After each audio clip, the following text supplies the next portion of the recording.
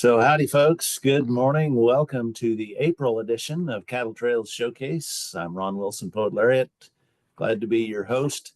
The purpose of the Cattle Trails Showcase is to continually highlight the communities, historical elements, museums, and other attractions along the great historic Western cattle trails. Lonnie Steben is our showcase chair. Thank you, Lonnie, for all your work on this. The Cattle Trails Showcase was initiated 4 years ago by the International Chisholm Trail Association, now a project of the Cattle Trails Consortium, which seeks to promote all of the historic cattle trails. The Chisholm Trail, the Western Trail, also known as the Great Western Trail, the Shawnee, and the Goodnight and Loving Trails. And we appreciate all of you being with us. Feel free to go into the chat and drop a note and tell us where you're joining us from, because we know we have folks from across the country, and feel free to type in the chat where you're joining us from today. The era of the great cattle trails also included the time of the buffalo herds, and one of the key locations along the trails, of course, was Dodge City. Not only was it a key location along the Western Trail, it was a key location for the buffalo trade. And today, Keith Wondra, our friend Keith, who's curator of the Boot Hill Museum at Dodge City, who did such a great job hosting our conference last fall, is going to tell us about the bison, about the buffalo business in Southwest Kansas. So, Keith, take it away. Thanks, Ron. Like Ron said, I'm Keith Wondra. I am the curator here at Boot Hill Museum in Dodge City, otherwise once known as the Queen of the Cow Towns. I was talking about mainly about the buffalo trade. So the plains were home to massive herds of buffalo. They're almost touching the ground, making up one vast herd. These herds were always on the move, migrating north in the summer and south in the winter. Not only did they provide food and clothing for Native American tribes, but they also drew the attention of hunters. The company began purchasing annually. The purchase of robes started around the 1840s, and continued all the way until the decimation of the buffalo in around 1900. The construction of the Santa Fe Railroad brought in thousands of settlers, requiring buffalo hunters to provide for these masses. The railroad's progress also gave birth to several forts and sparked the birth of the industrial age.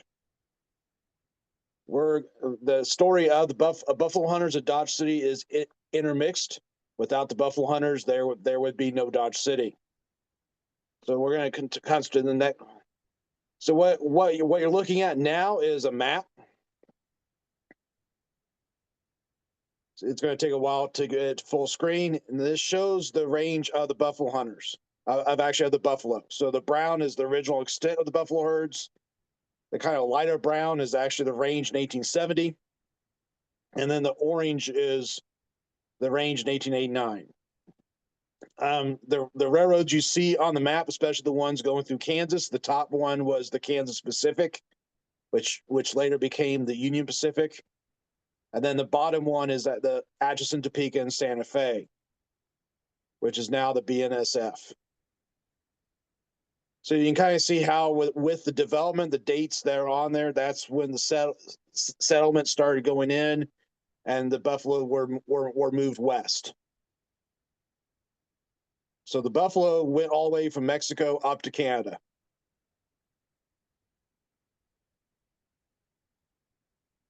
So the next thing we're talking about the usage of the buffalo. The Native Americans used every part of the buffalo. The animal is vital to the Native American livelihood, and also their culture and religion. And then generally, the American Indians would kill them in small numbers and took only what they needed. This was not the case with the buffalo hunters. They would shoot as many as they could, and then just take the hides and the tongues, and then later on the bones were also became a very vital part of buffalo hunting. So the hides were used for lap robes, buffalo coats, and even leather for factory machine belts. Cow leather wasn't as strong as buffalo, so that was one of the major reasons why the buffalo hunters would go out and kill the animals. also they would also shoot them to get meat for the railroads workers and soldiers.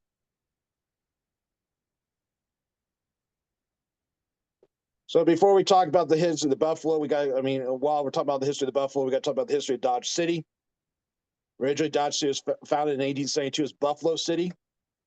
There was already a Buffalo, Kansas, so the post office forced the name change, and Dodge City was chosen. No one really knows the reason what Dodge City is named for. It could be named for it's closest to Fort Dodge, or it could be named after Colonel Richard Dodge, who was one of the members of the town company, and also was the commanding officer. Or it could be named after Grenville Dodge, who helped with the completion of the Transcontinental Railroad. So it's a mystery to who the name Dodge City came from. September 5th, 1872, the Santa Fe Railroad arrived in Dodge City. It still has a major presence in the town. And the cattle trade wasn't the first economic force. That was the shipping of bison hides and bones.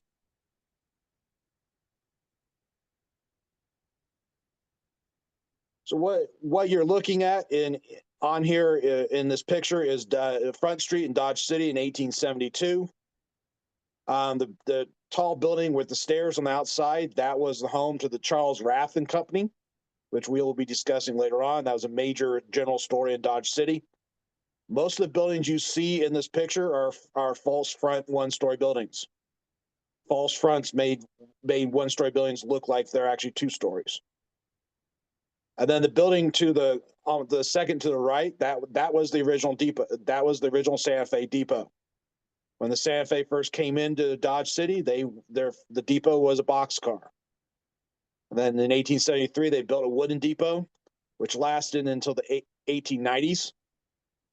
The reason that they never built a better depot is because they didn't want horses to go through the depot. Apparently, cowboys would ride the horses through the depot. So the Santa Fe didn't feel the need to build a nice depot. The one they built in 1890 is still standing. It's now home to a theater company, city offices, and also Amtrak.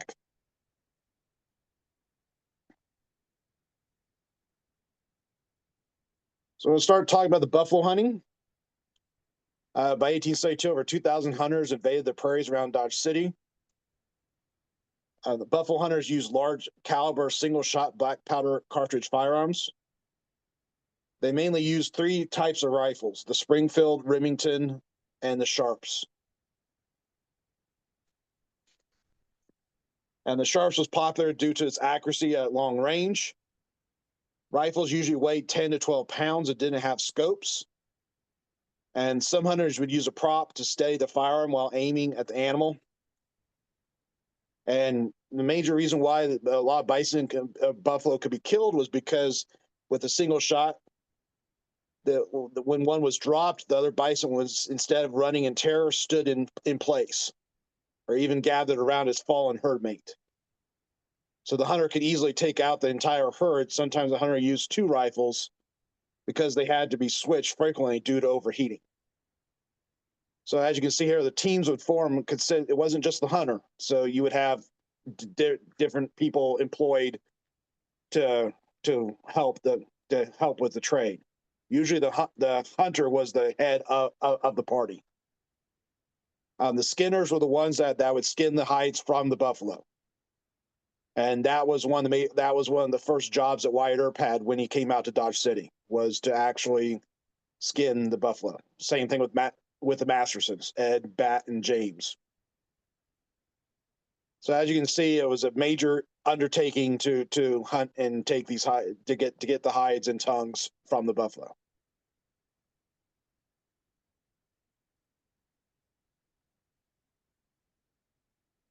One of the major tools that the hunters would have were binoculars, so that way they could scout where the herds of the bison were. Hunters also kept powder and capped buffalo or cattle horns, which they tied to their belts with a leather strap. To keep their weapons in working order, they used gun cleaning kits, which included a cleaning solution with a wire bristled copper cleaner. But also the hunter party needed clothing, food, and camping gear, and that's where Dodge City came out, because Dodge City was the major area in southwest Kansas and even Oklahoma Panhandle, and even going in all the way into Texas. Where Dodge City had that much influence because it was a major shipping point for cattle, or for it became cattle, but also buffalo hides. So all your hunters would go get all their supplies in Dodge City. And also with the railroad passing through, that helped with helped the hide trade, and also made Dodge City a major shipping point. Now, some of the famous buffalo hunters included William Buffalo Bill Cody, Wyatt Earp, Wild Bill Hickok, and Bat Masterson. But I'm going to be talking about some other ones that aren't as famous as those people, and they probably should be. So the first one is going to be Orlando Brick Bond. He came west from Minnesota in 1871. He arrived in Dodge City in 1872. And the few years after, he killed more than 12,000 buffalo by himself. With the buffalo's demise, Brick and fellow buffalo hunter Thomas Nixon bought the Lady Gay Dance Hall and Saloon south of the tracks.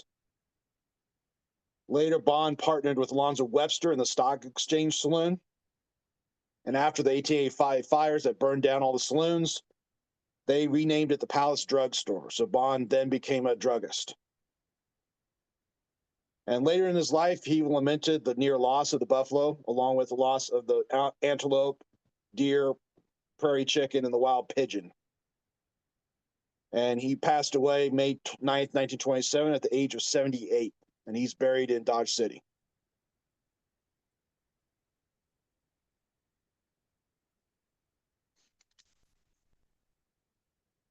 The next one is prairie dog Dave Moreau.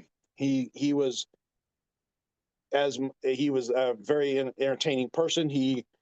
As Moreau began hunting buffalo, he earned his nickname by selling prairie dogs and haze to tourists on the train. So that's how he got his nickname Prairie Dog Dave Moreau. As Moreau was hunting buffalo in 1870, he heard of other buffalo hunters talking about a white buffalo, supposedly seen on the plains southwest of Hays towards Dodge City.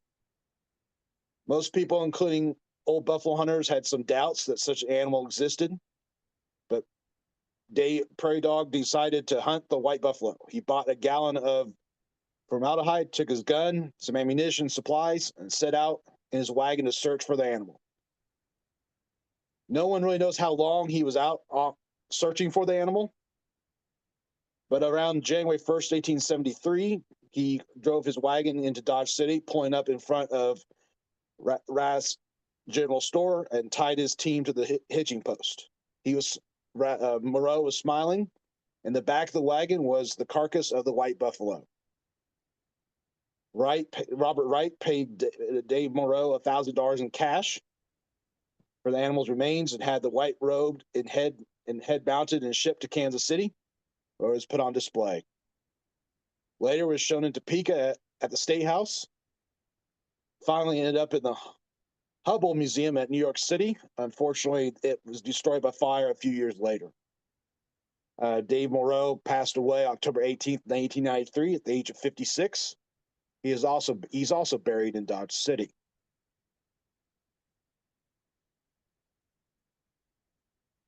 So then the next famous buffalo hunter, for at least in Dodge City in western Kansas, was Thomas Nixon. He came to the site of Dodge City. He was the earliest buffalo hunter to come to the area. He, at the head of Rattlesnake Creek, which is a little bit southeast of Dodge City, he killed 3,200 buffalo in 35 days.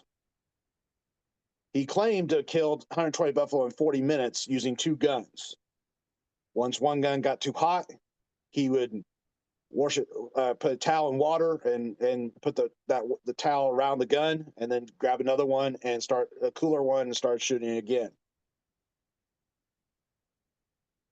After the buffalo were gone, Nixon turned to work on Charles Rath's bull trains. These are the trains that would haul buffalo bones to Dodge City.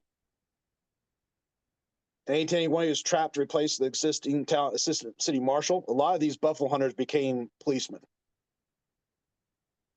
He held the post for 2 years with Brick Bond. Along with Bond, he became a co-owner of the Lady Gay Saloon. But then he started getting in trouble. He started having anger towards mysterious Dave Mather. Mather was called mysterious because no one really knew where he came from and his story. So one night at the Opera House, words were exchanged, and Nixon shot at Mather with the bullet lodging in a railing next to Mather's hand.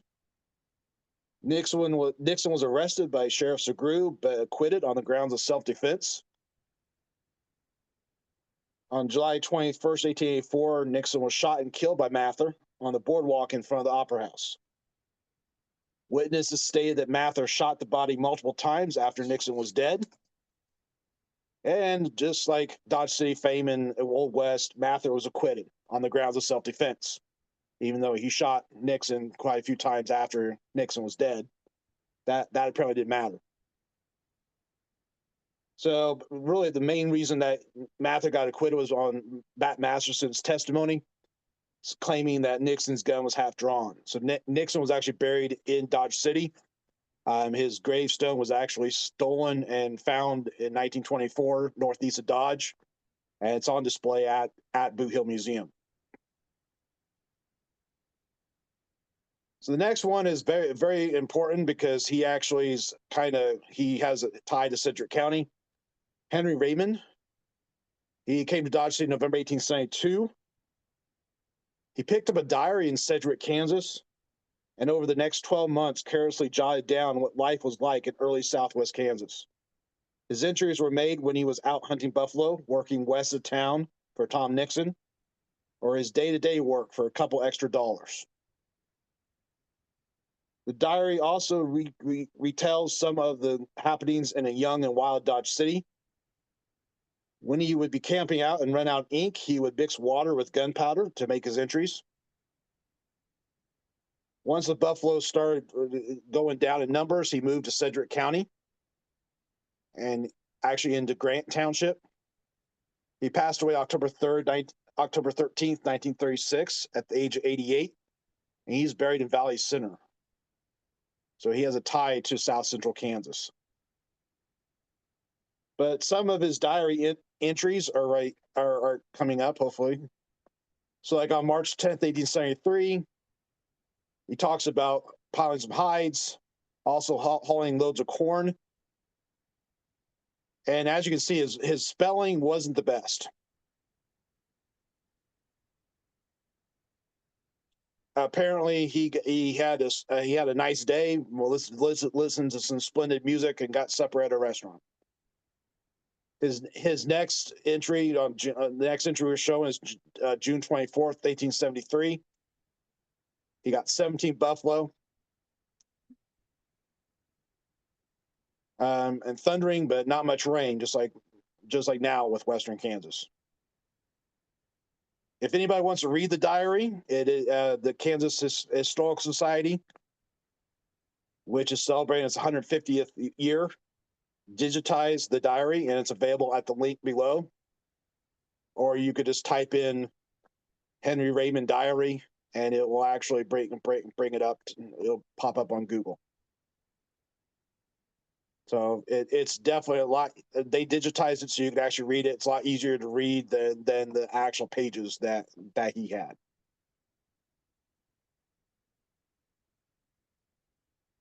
Okay.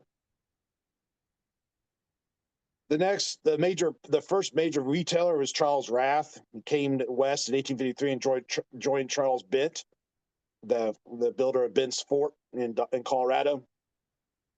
He worked as an independent freighter, hauling supplies and trade goods across Kansas. Charles Rath in 1860 took over the trading post of George Peacock on Walnut Creek near Great Bend.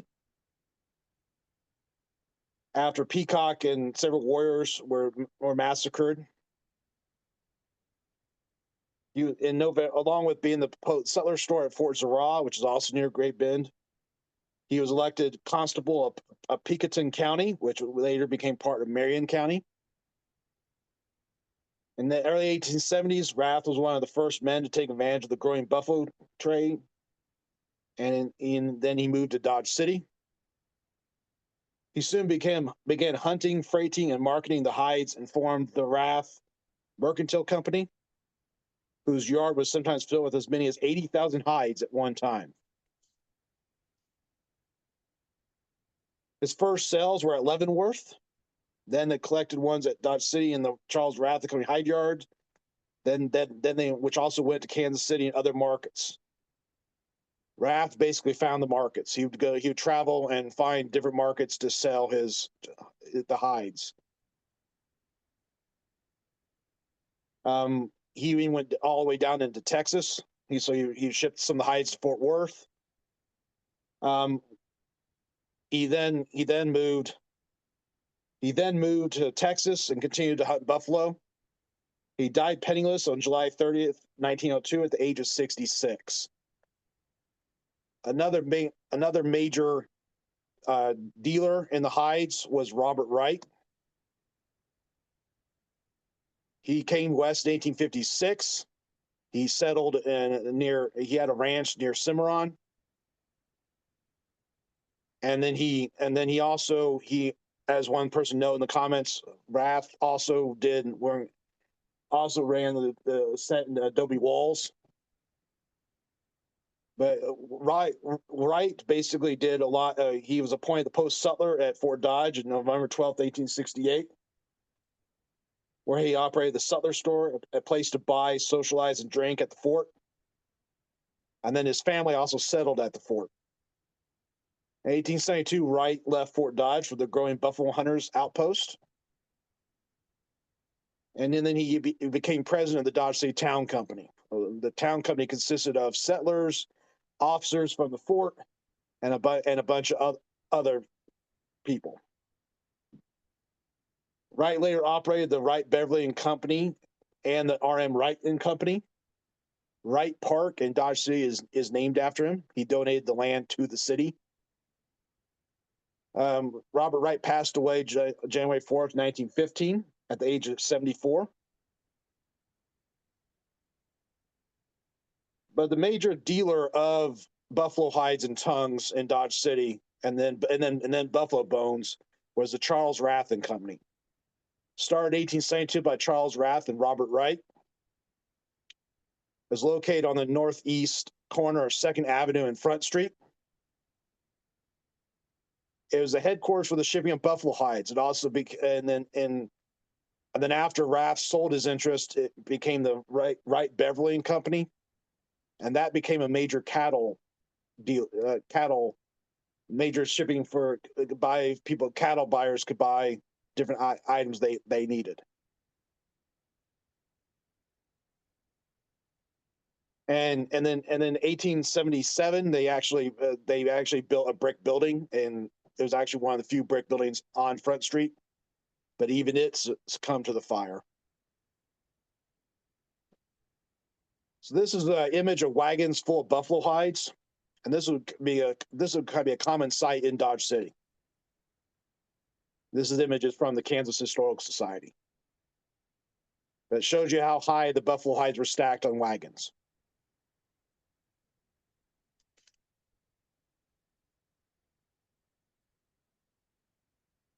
And this is one of the most famous images of when we talk about buffalo hunting. This is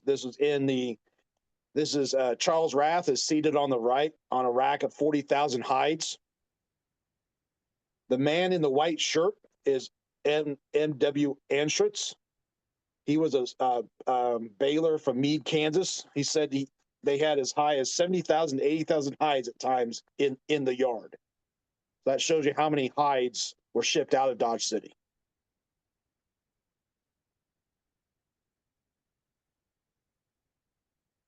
And another one of the most famous ones, this is actually was used in Ken Burns's buffalo video.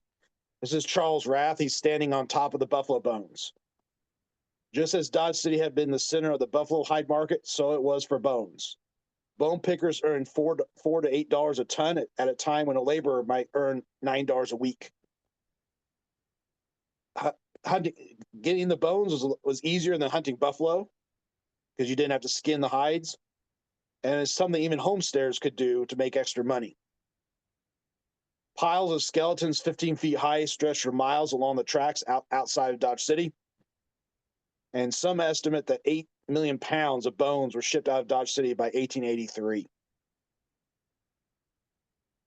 So we got some quotes here. Oh, well. Okay. Come on. Okay. The first quote is from the Leavenworth Daily Times, November 7th, 1872. Talks about the buffalo trade.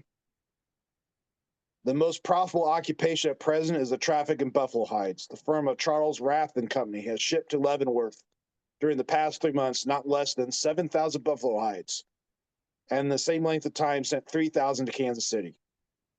About 50 hunting parties draw their supplies from and bring their hides to Dodge City.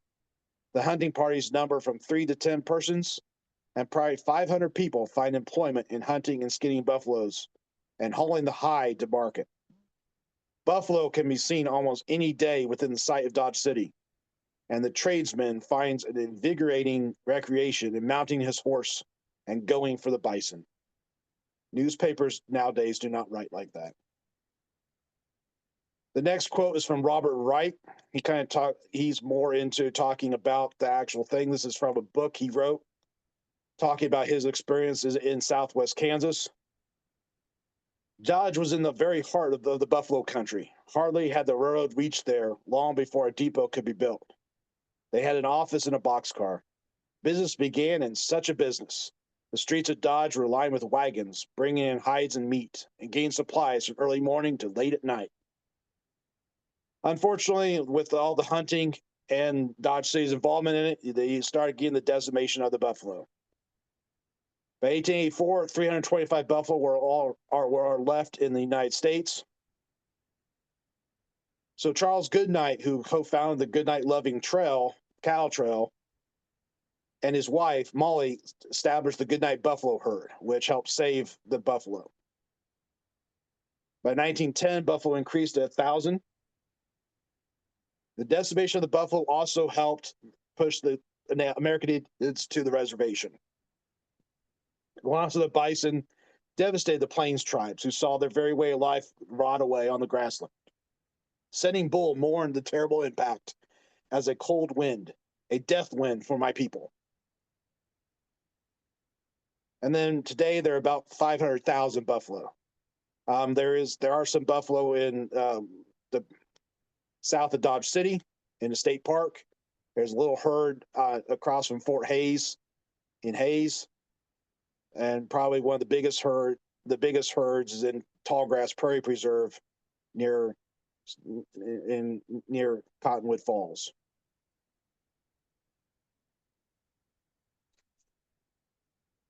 So from its beginning, Dodge City depended on the buffalo trade, which eventually leading to buffalo hunters depending on Dodge City. With the almost extinction of the buffalo, Dodge City leaned on another animal to provide its economic stability, the Texas Longhorn. Even though later on Dodge City also became a major shipping point for buffalo bones, its economy still depended on the cattle trade. Without the buffalo trade, Dodge City would not exist, and its most famous residents, Bat Masterson and Wyatt Earp, would never step foot in what would be the queen of the cowtowns. Are there any questions? Outstanding. Oh, Keith, a round of applause, at least virtually, for Keith.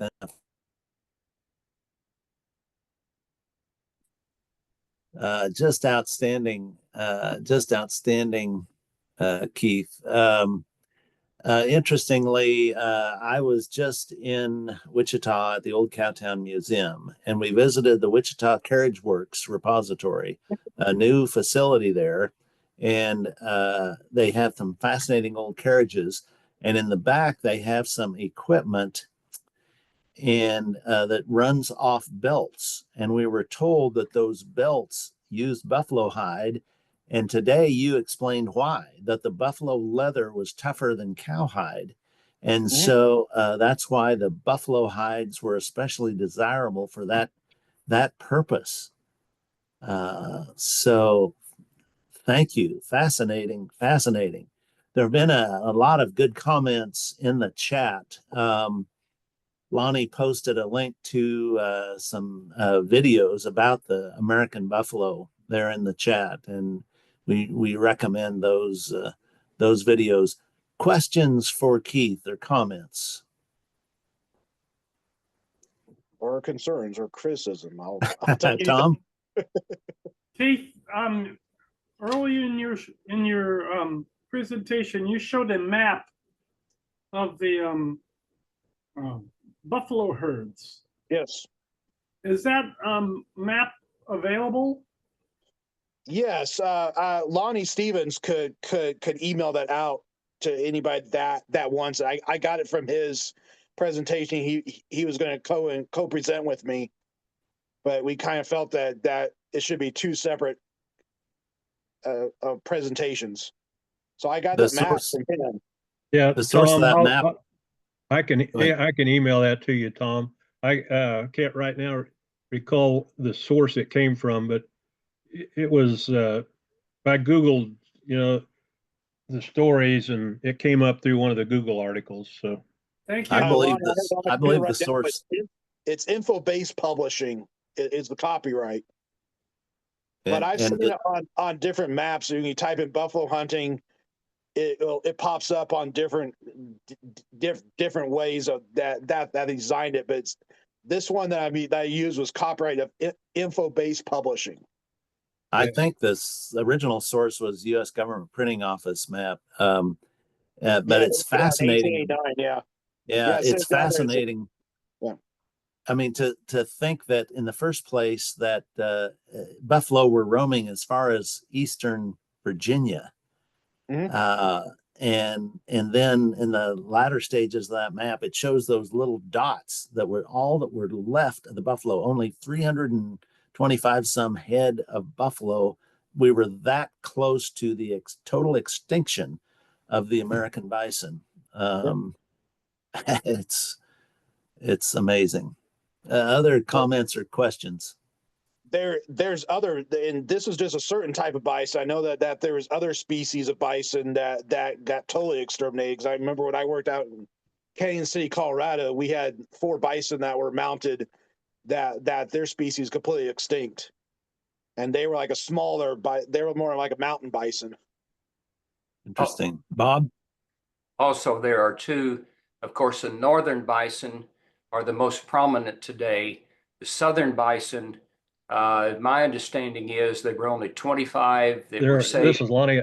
Keith Good looked back at night. that, the white buffalo robe, and it was sacred. When she put the robe on, it was a sacred ceremony that they did with her white buffalo robe that was supposed to protect the Native Americans. And that's another whole interesting story about that tribe and their beliefs.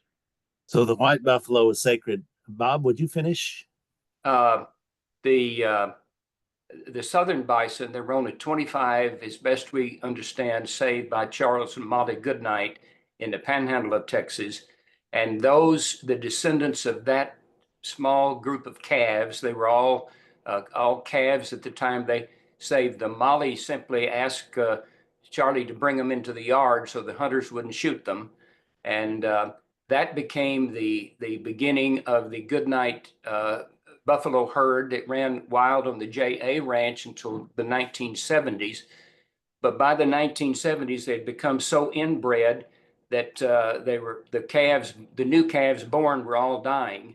And the state of Texas stepped in and bought the herd and moved it to the new state park at Kittequay, where I grew up, which is the third canyon south of Paladura. And that herd today is the official Texas bison herd, which runs wild in the park.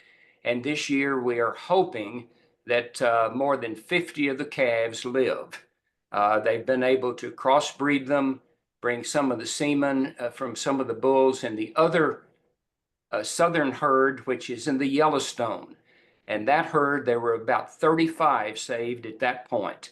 And that herd then grew, but the same thing happened to them. They were so inbred that many of them were dying. So today they have been able, with genetic engineering, to save both herds, and both are flourishing at this point.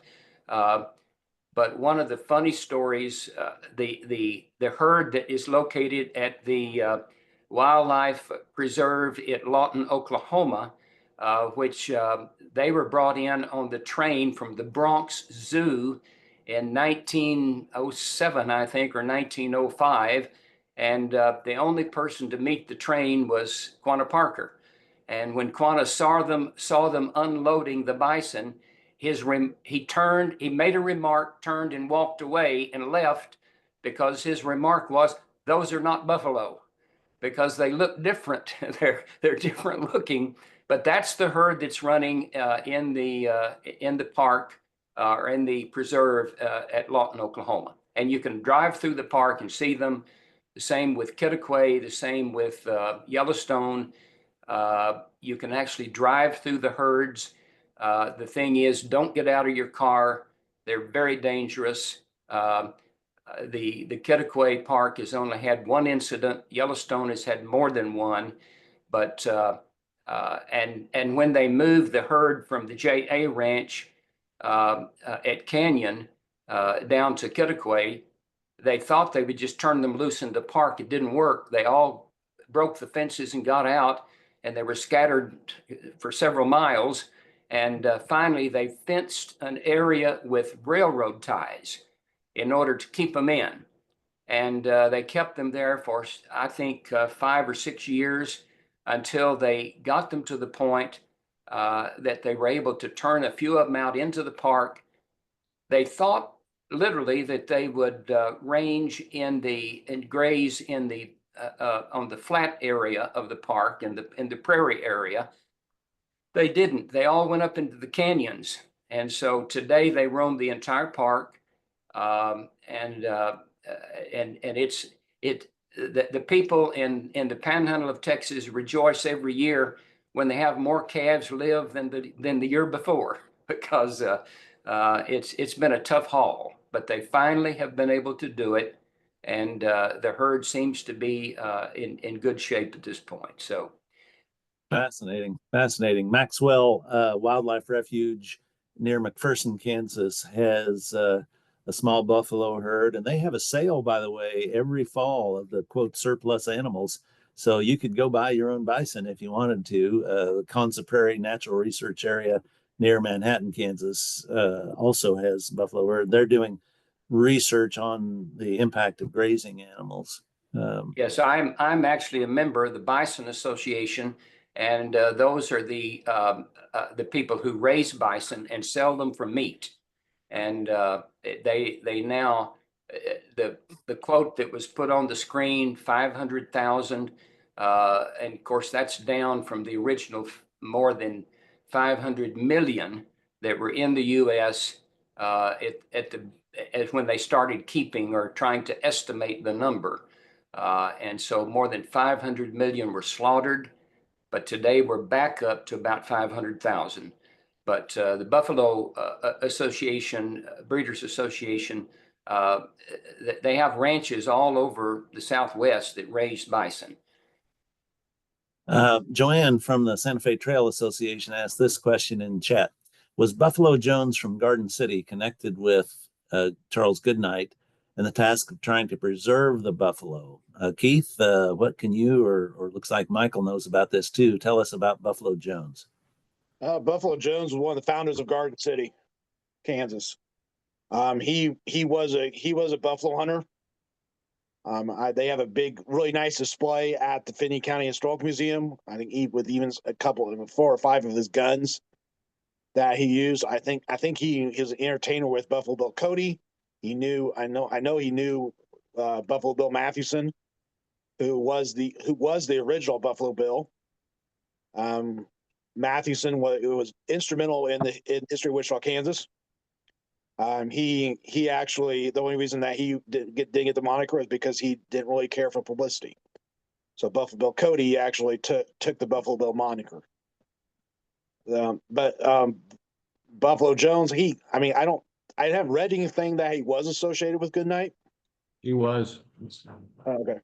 Yeah, Goodnight and Buffalo Jones also worked with the Bronx Zoo and what Bob was talking about the release in the Wichita Mountains in western Oklahoma. And also with Theodore Roosevelt. He was very much involved with that as well. They're all key figures. Goodnight and Molly. We must never forget that Molly was really responsible for saving the bison not Charles. Charles was the rancher and he was about product. It was really Molly that pushed him to do that. And so they worked with Buffalo Jones and the Bronx Zoo to reestablish that herd. As I understand it, Buffalo Jones was indeed a hunter, as Keith said, who then became a conservationist and really, you know, made a turn to. Well, it's the same thing with Brick Bond. He did a lot with try to do conservation also. I heard Brick Bond was a horse thief too. I went down there. A lot of those lawmen, you know. Yeah, oh yeah. Was a horse thief too. So. You know, Goodnight was also a bison hunter, but he didn't do it for very long. He was never a contract hunter. And the other one I was going to mention, and Keith can jump in here, obviously, who was based out of Dodge City was Billy Dixon, who's more well known in Texas. But you know, he was based in Dodge City when they built the whole Adobe Walls supply depot. And so that's another part of that Dodge City story, as Keith was saying, is they were supplied directly from Dodge, and that's where they fled after the battle in June of '74. They went back to Dodge. And there were my understanding is that the northern buffalo herds range from Canada to the north side of the Arkansas River, and the southern buffalo herds range from the south side of the Arkansas River into Mexico.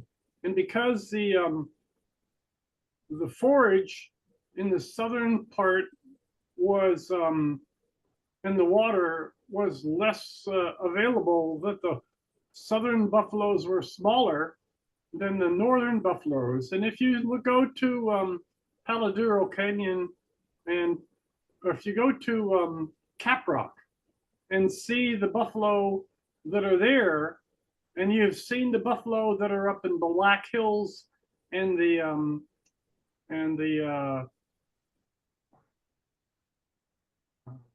Badlands. Yeah.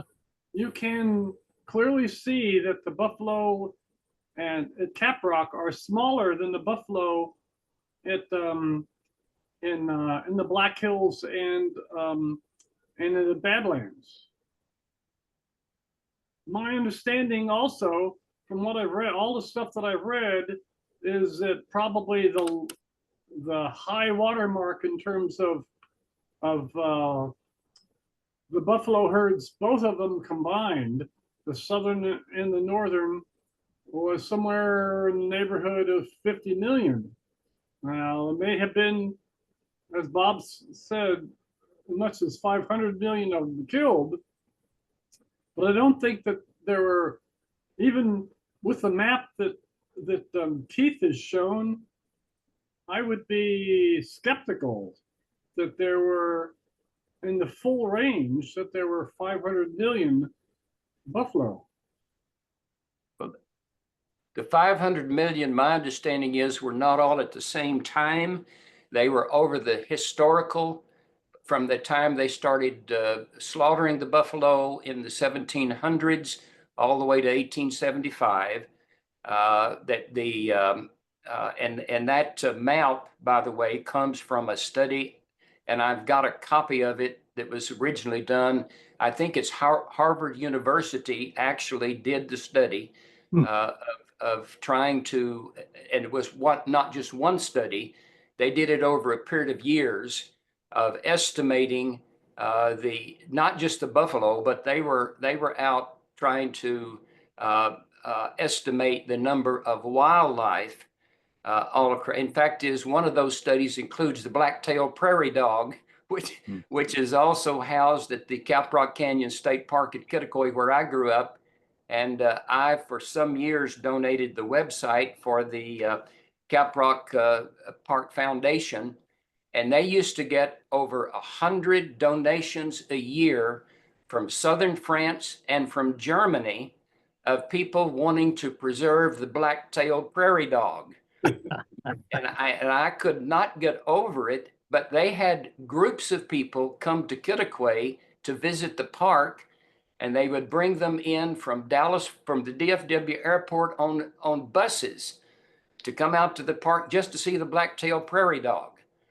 And when I was growing up, we had a big problem with the black-tailed prairie dog and all the prairie dog holes on the ranch, and horses getting their legs broken and getting into a prairie dog hole. And my dad hated prairie dogs more than anybody I know. So, but then my brother used to laugh at me and say, why in the world would you donate a website that they could get donations to keep the prairie dog alive? But that's the difference between being on the land and understanding that you have to control what's there if you're going to do some other things. And of course, that's the back and forth between conservation and hunting and all of that. So, but the slaughter of the buffalo was not hunting. I mean, it was slaughter. And that's one of the primary reasons when Colonel Dodge in 1868 made the statement that a buffalo dead is an Indian gone. Yep. And that was the military trying to clear the plains of the Indians. And the whole idea was, and that's the reason that many of them were pushed, not just for economic purposes, but also for the fact of the military and the fact that they were trying to bring the Indians to the reservation. They were literally starved into submission. And that's exactly what the elders of the Comanche and the Kiowa talk a lot about, their family stories and how they had nothing to eat. And when the buffalo were gone, in fact, is the story of Quanah leading that last band of 400 Quahada Comanches into Fort Sill in 1875. And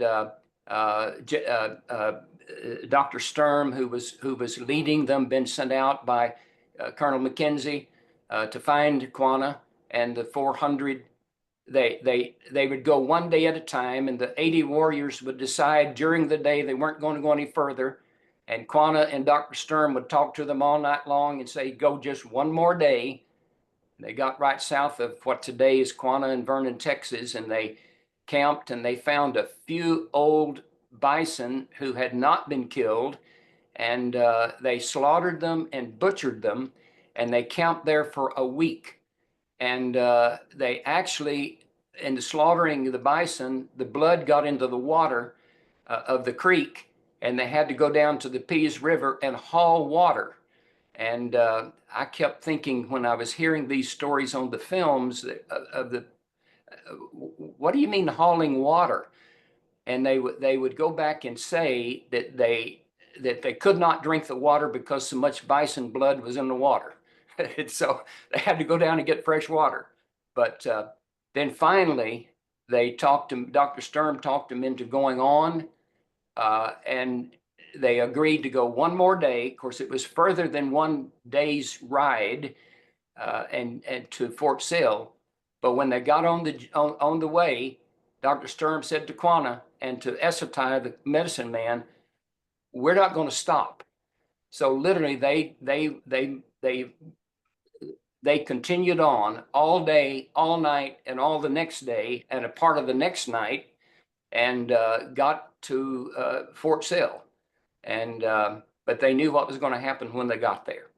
So that's the only way they finally got them in. And those Indian leaders did what they had to do to save their people.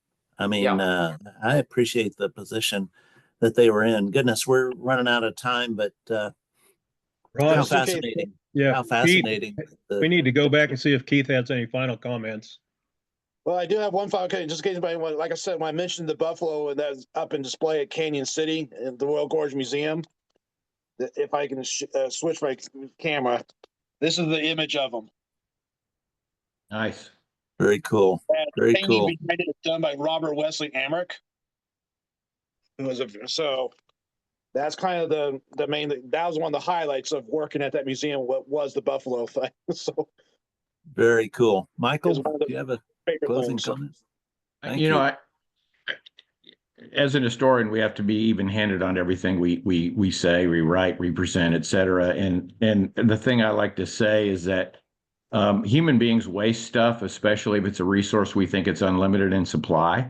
And so I think we need to be careful about vilifying certain demographics in terms of buffalo slaughter. Native Americans were part of it too. Remember how they killed bison before they had the short bow and the horse, is they drove them off cliffs. And it was not possible to butcher all them proficiently and save every part if you drove 200 buffalo off a cliff. And I think we need to be really careful when we villainize people. I don't begrudge the buffalo hunters. They were trying to make a living. It was an opportunity. And that's the story of the West, is in the story of progress. And it's painful. But at the same time, I think we need to be real careful and be even-handed.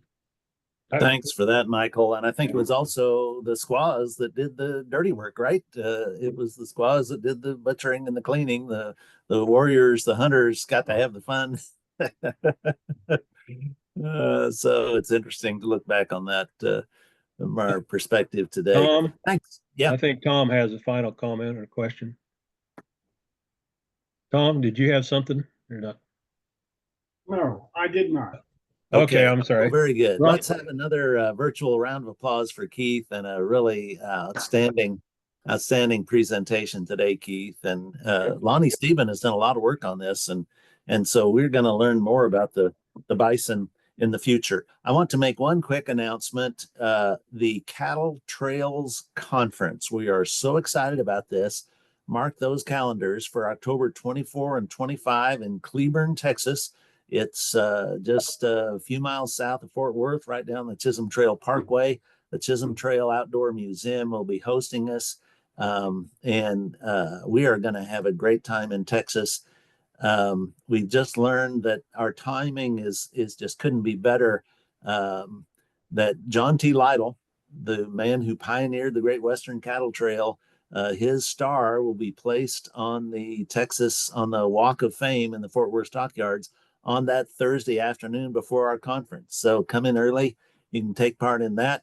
That weekend, that Saturday, is Red Steagall's Cowboy Gathering in the Fort Worth Stockyards. So we have some great opportunities to look forward to in connection with the conference. As far as our Cattle Trails Showcase, Lonnie, what's on tap for our next showcase? Well, I think we're going to go a little bit north of Dodge City to Fort Wallace and Deb Goodrich, which is, I think, also connected with Santa Fe Trail, I believe Ron isn't. Yep. But anyway, we're going to learn about history up in that part and what fort had to do with, kind of back to the same subject a little bit, with the Native Americans and somewhat with the buffalo. But the other thing I want to comment, if you're close to Caldwell, I think the first weekend of May is their annual, what they call their Chisholm Trail Festival, and it's always very loaded with history. And if you haven't been to Caldwell to one of their Chisholm Trail festivals, I'd recommend. I don't remember, it's 4th and 5th, or the first weekend in May. Very good. May 3 and 4 is the first weekend of May, I think, in 2025. And our next Cattle Trails Showcase will be on Friday, May 9. So be joining us for that. With that, until next time, this is Ron Wilson, Poet Laureate, saying thanks for taking time to join us in this place. And come on back next month for our Cattle Trails Showcase. Happy trails, everyone. Thank you all.